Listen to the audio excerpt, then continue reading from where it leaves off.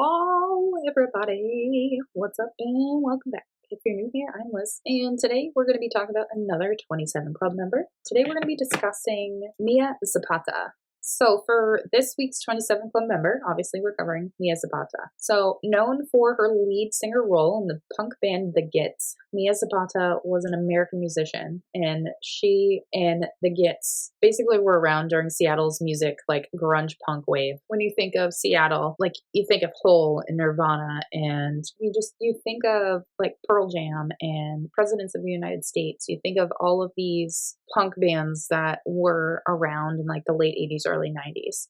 And The Gits is one of them that really like set their mark. So in the early morning of July 7th of 1993, at approximately 2 a.m., Mia was leaving the Comet Tavern in Capitol Hill neighborhood in Seattle. So this would be the last time she would be seen alive.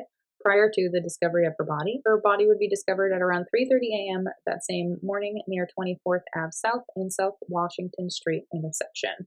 She was beaten, raped, and killed via strangulation. They believe that she came face to face with her attacker at around 2:15 a.m. and was killed just shortly after that. So at first, they weren't able to identify her due to having no identification on her. But it was revealed on the show Forensic Files, no, I'm not kidding, that she was actually identified by the medical examiner because the medical examiner actually had gone to a few of the Gits concerts and recognized her. Her autopsy would reveal that she suffered from internal injuries from being beaten. She suffered severe blunt impact to her abdomen in which her liver had become lacerated. The medical examiner also stated that if she wasn't strangled, that her internal injuries would have killed her. She also had a bite mark on her, or bite marks on her, which will come in handy a little bit later. So following her death, the Seattle music community, which included Nirvana, Pearl Jam, and Soundgarden, they raised funds to hire a private investigator to help figure out her murder. So without any major breaks in the case, the Seattle PD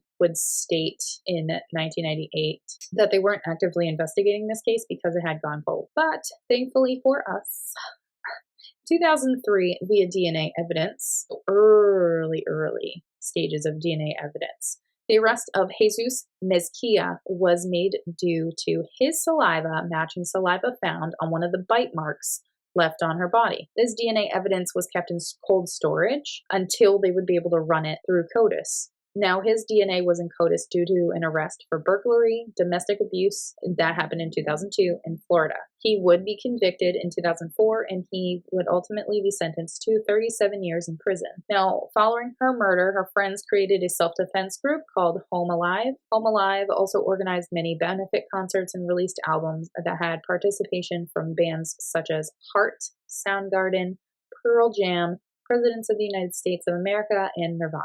Home Alive offered a range of self-defense courses, anger management classes, and how to use pepper spray, so just basic defense courses. Mia Zapata was only 27 years old at the time of her untimely death.